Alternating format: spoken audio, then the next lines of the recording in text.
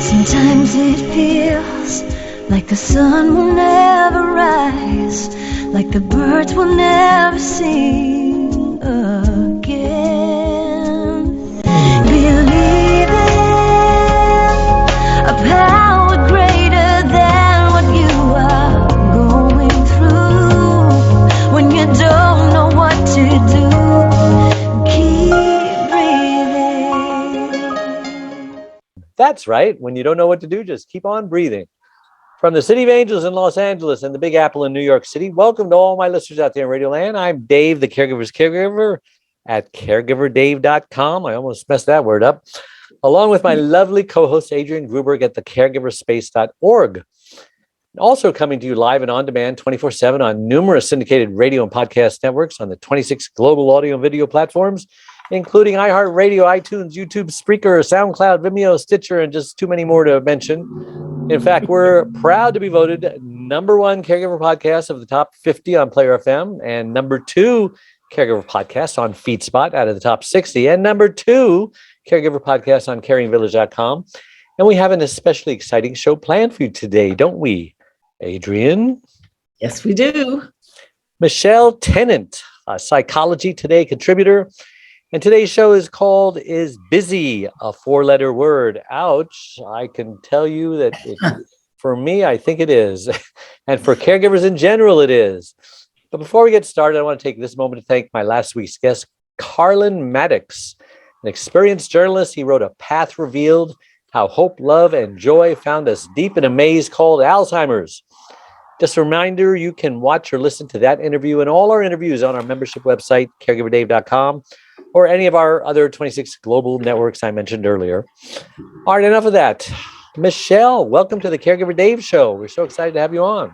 Oh, I'm so excited to be here with everybody. Thank you so much for having me. Sure. Thanks for showing up last minute. Someone didn't show up, and you're the pinch hitter. I'm always the pinch hitter. Yeah, happy to be the pinch hitter.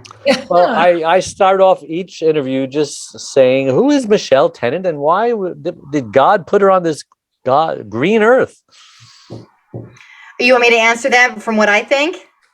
Well, yes, because what I think doesn't matter. It's all about you, Michelle. That's right. That's right. So I am on the planet so that we can experience full human development. So a lot of times we're thwarted in our daily rush of life, and then we're not really sitting back and thinking, well, why am I on the planet? And what difference can I make with another person? And that's really what my entire body of work in my life at the age of 52 is about. I have a master's degree in human development. I also contribute to Psychology Today in a blog called Mental Injury is Not Mental Illness and the Effects of Trauma on the Brain. So I have a lot of experience on how the brain is actually affecting the body. And then day to day, I'm actually a publicist. And so I also can speak to how marketing fads are actually affecting us in the development and our experience and satisfaction of life. So we're going to have a juicy conversation in the next little bit about, is busy a four-letter word? And we think that it is, and we'll tell you how it actually contributes and then also hurts your full human development for your own satisfaction in life. Well, it's like the chicken and the egg, which came first? Were we raised to be busy and have a work ethic and not wasting time? Hey, get up off your butt. You got work to do with our parents and all that. Or is it just inbred in us? There are just go-getters and there are lazy people. What's your opinion on that? I don't think that fundamentally there are lazy people. I think that we're all lazy to some extent. And I think that if anything, people, let's just take it back to when we were cavemen and women, right? And we're just trying to get by. We're just trying to band together so that we can outrun the tiger. Fight or flight, yes. Yeah, right? So how do you move?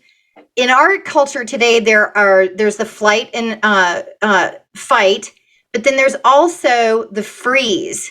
So how do you move from those to flow? That's really the question. And so when we talk about the word busy, we need to talk about, the definition of busy. And there's, I want to ask you a few questions, Dave and Adrian. And this is from one of my articles at Psychology Today, but I just want to ask you the questions and be thinking about what busy is for you. So when you say, sorry, I'm busy in life to a family member or a colleague at work or whatever it is, did you say that you're too busy to avoid being with that person?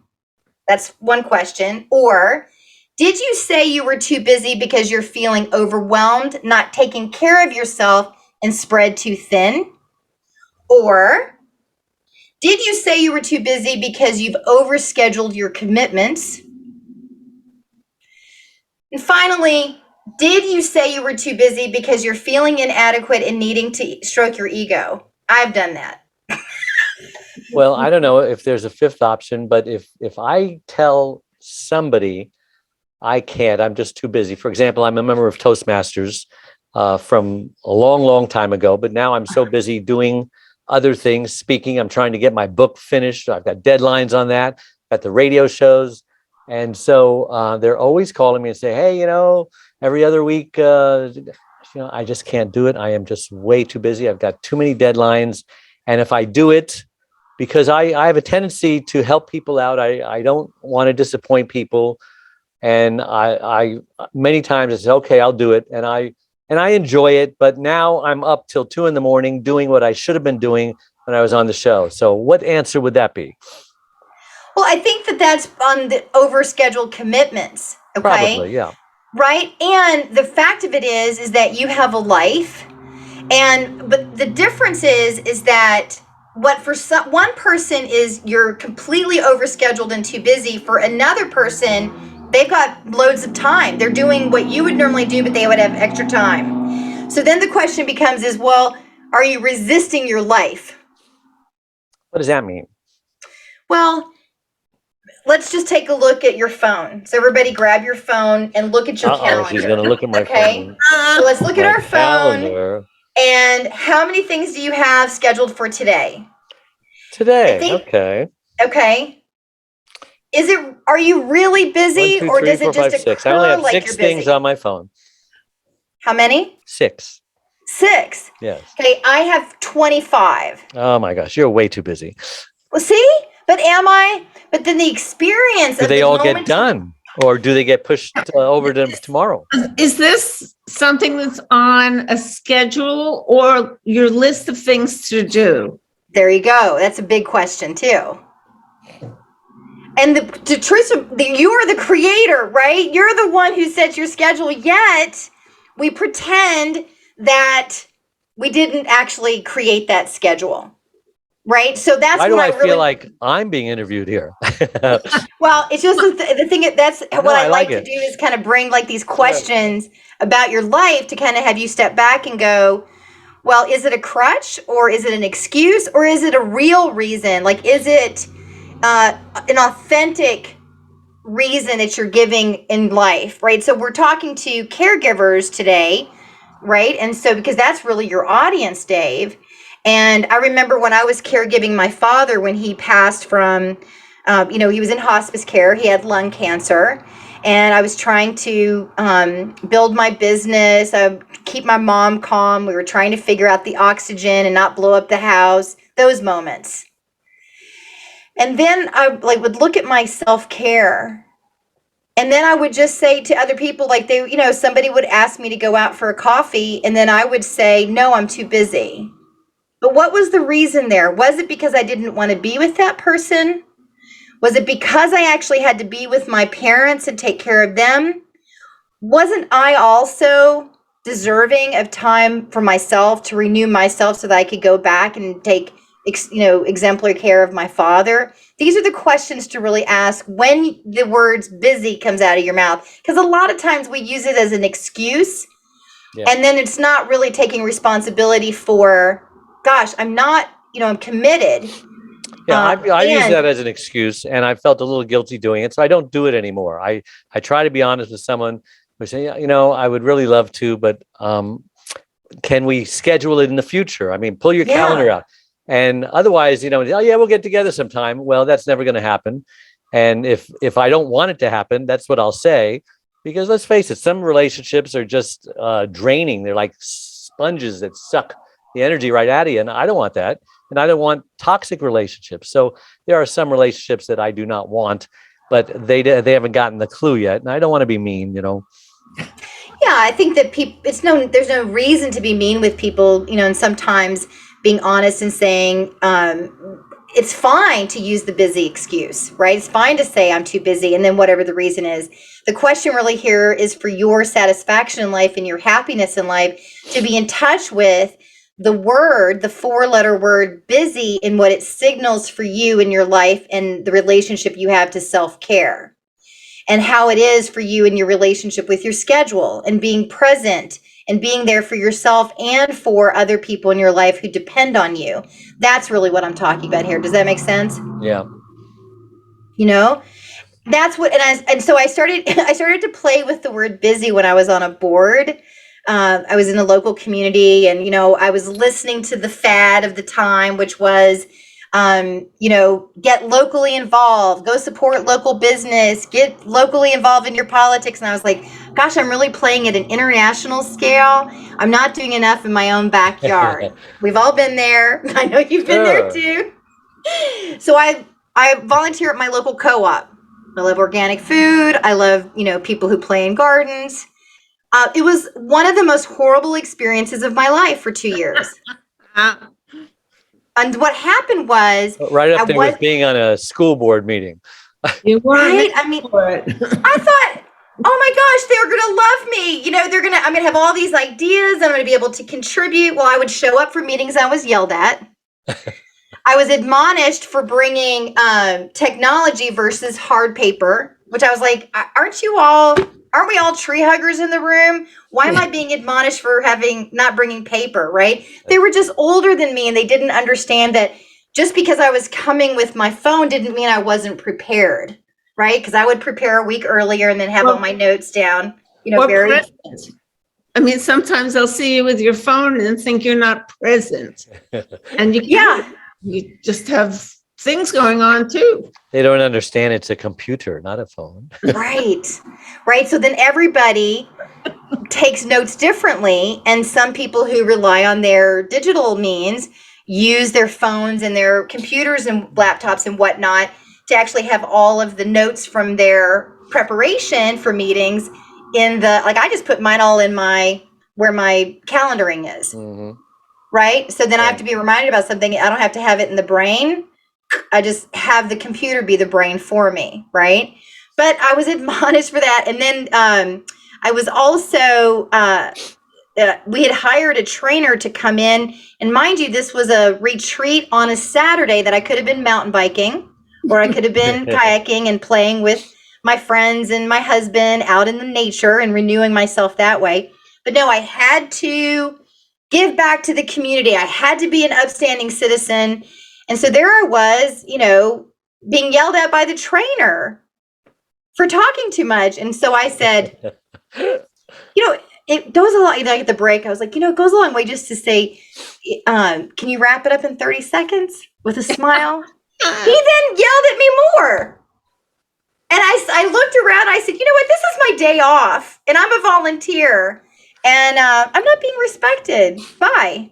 So I went and got my groceries and then I left, and then and of course, the next week the trainer was horrified and apologized. And I think that he was just having a bad day, which some people do, and that's fine. But the point is that when we're giving of ourselves, what is the reciprocal nature of the relationship, and is it really worth your time, right? Dave and Adrian, you give a lot of your time to this whole body of work around, providing resources for caregivers. And if you were volunteering your time for somebody, you wouldn't stand to be disrespected. But some caregivers who are so, I remember when I was taking care of my father, and it was, it was all I could think about, right? Are you going to stand up for yourself and say, please don't treat me that way? That's it's hard to get a caregiver to say that. Sometimes you get a caregiver to say that, and the person on the other end can't do anything about it because they've got Alzheimer's, dementia, cancer brain, God knows what else. They really are incapable of making the change. Which is much more, it then proves the point back there about the self-care. Like what language is coming out of your mouth that gives you an indication of how you're feeling inside, right? And so, when my father had gotten to that state, Adrienne, it was just the little moments where I wouldn't step over, like getting a massage. I mean, that, just an hour out of my life when the rest of the time is just completely absorbed by family and commitments. But that one little hour was for me. That one little hour was for something to renew myself so I'd have enough energy to give what I give back. Because you can't give from an empty cup. You just can't. And selfish, a lot of people think is a 4-letter word or a dirty word. But, caregivers are so selfless that if they just try to be selfish, forget about feeling guilty, it's only going to bring that pendulum right equal to balance. They will never reach the selfish side to the other side because it's just not in them. But caregivers need to be selfish in order to survive. I wonder if we could come up, when you were talking, I was thinking about, busy is a 4-letter word. Self is also a 4-letter word. And I wonder if it could stand for something, right? So, so S could be stand up, right? E could be, evaluate your commitments or something. Emancipate. What is it, Adrienne? Emancipate. Emancipate. And then L. Liberate. Liberate. And then F is, I like F, just fun, stand up. Good, yeah. Emancipate and liberate for fun, kind of puts a little twist on that self, because I think that it's true that you are, especially in our culture, considered selfish if you put yourself first. Not just the American culture, there's some other cultures in the world too. And I think that it's important, especially during the pandemic, when everybody's depleted and we've got short fuses, even at the grocery store. The other day, somebody threw a smoothie at one of the employees, right? Did you hear about that? No. This gentleman had gone into a smoothie shop. It was in the national news, and thought he had asked for, his child has peanut allergies, and he'd asked for no peanuts in the smoothie, and it had peanuts in it. But the workers at the smoothie shop said, you never said that your child has allergies, and it was just a mistake. And he completely went berserk and threw the smoothie at the employee. Well, how things go viral. And then he was actually fired from his job with a large corporation who does financial planning. And then we're left just watching this news cycle about this person who erupts, which is constantly what we do with our news cycle. They didn't fire the kid, though, did they? No, in fact, the company stood up for the employees and said, we will not allow this type of outburst of behavior and this type of anger. Do not come back to our store, right? Wow, so good for them. We're seeing a shift. In his defense, wasn't he really worried about his child? Right? You can see it from both sides, can't you? I tried. So yeah, but to throw the smoothie at the kid, I mean, come on. I mean, there's just... But if his don't make it right. Son had taken a sip, I mean, he could have gone into shock. So the father it would have been his fault for not asking it. We have the same problem at our gas station. Give me $5 on number 3. Right. And they're really on number 7. And they come back. When they figure it out, somebody pulled up to number 3, got his gas, and drove away. And that's your fault. You give us the wrong number. Yeah, I feel bad for you, but I'm not going to give you your $50 back because that guy's got it. Well, these are really great examples of how the news cycle also affects your life. and how simple stories, like they're really great conversation starters with people just like us. And so I really want to challenge everybody listening that when you listen to the news tonight, tomorrow, this week, how is that affecting your life? And with this particular smoothie example, I'd like for people to really be thinking about, okay, how can I make my expectations clear with the language that's coming out of my mouth? Also, how can we have empathy for the workers who may have misunderstood because there wasn't clear language, right, but then also for the child who could go into shock, and that's a fear state for that father, right? All these things. So your language really affects how your life unfolds, but then also the stories that you consume you. So if I'm listening to a story on the news and it's not uplifting my life and I'm already overwhelmed and way too busy, you might want to turn off that news and, listen to something a little more uplifting. I've got what I call junk TV shows. Like it's called, like how you have junk food, and sometimes you just want a potato chip. Beverly Hillbillies. It's not, but I love Beverly Hillbillies, but it's not that one. It's Forensic Files. No, I'm just saying, in Manhattan where I live, the default channel that things open up to is channel 3.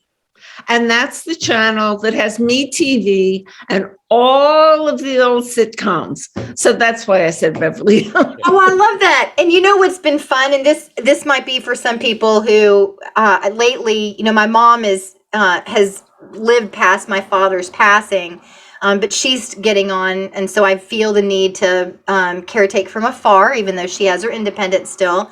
So I call her on WhatsApp. Yes, she can use technology. It's like shocking to everybody. But I actually then have my cell phone, and then we're watching Golden Girls together. And then we can still have some time together, and I can just check in on her a little bit, like, how's it going today? What are you eating? Are you staying warm? Those kinds of things. But yeah, and so my husband, when I'm alone, not watching sitcoms, I might indulge in Forensic Files, which typically has me left in tears and crying. And my husband comes home and says, why are you watching that trash? Where people are he calls it murder TV. And I was like, I don't know, I just love it, right? And I just give myself compassion because sometimes we just make the wrong choices. Well, Michelle, it's been a fun interview. Time sure flies when you're having fun. And I can't believe we've come to the end of the hour. And why don't you tell people how they can get a hold of Michelle Tennant and what you can offer them? You have any books out there? What are you selling? I do. I have a book you can read all about my services at the Psychology Today blog if you want to read that article and more. And it's Write the Trauma. And you can writethetrauma.com, and you can spell it either way. But the way that I'm actually talking about it is writing, WRITE, the trauma. So I would love to hear from everybody and just hear what you all think about that article in particular about busyness and how you're actually discerning busy for yourself in your life. Are you answering these emails that come to you? I am personally. Oh, wow. All right. Look for one from me. Yay. Yay. And me now, peer pressure. All right. Good. All right. Thank you so much for coming on the show and saving our dead air time. My pleasure. Yeah, appreciate that. Yeah, you're great. Thanks. And just a reminder to everybody, thank you for tuning in each and every week and making us the #1 caregiver show on the internet. And remember, all our shows are recorded podcasts, videocasts, and you can watch them on, YouTube, Talk Radio, Podbean, and many, many more. And also on caregiverdave.com. And don't forget, Adrian is at thecaregiverspace.org. And Facebook is the same name without the org at the end. And she has lots of great groups. And my membership website is a free support community, free gifts, as well as my Facebook page with the same name. Thank you so much for coming on the show. Click the like button, whatever platform you're watching or listening to. It helps the algorithms help caregivers even more. Yes. Again, thank you so much for coming on the show. Until next week, same time, same channel. God bless you all. Bye-bye. We are a community of caregivers that understands and supports you wherever you are in your journey. We are a place to connect with other caregivers, but more importantly, a place to get practical, actionable help. There are lots of ways for you to get support. First of all, you can download our welcome pack. This will get you started on your Thrive journey. Next, you can ask and get answers to your questions by posting them here in our private Facebook groups. You can also get live online support by attending one of our live weekly Connect webinars. You can get practical, actionable advice by listening to our weekly podcast. You can hear and read other stories about other caregivers' experiences, plus add your own in our weekly Share Your Story forum, posted every Tuesday in the Facebook group. You can access essential resources and download practical Thrive Solutions packs, all of which are geared to help you thrive as a caregiver. You get lifetime access to all of our resources. Again, we're here to support you and help you thrive and to enjoy your life as a caregiver. And remember, this is a place to get hope, not just cope. Sometimes it feels like the sun will never rise, like the birds will never sing.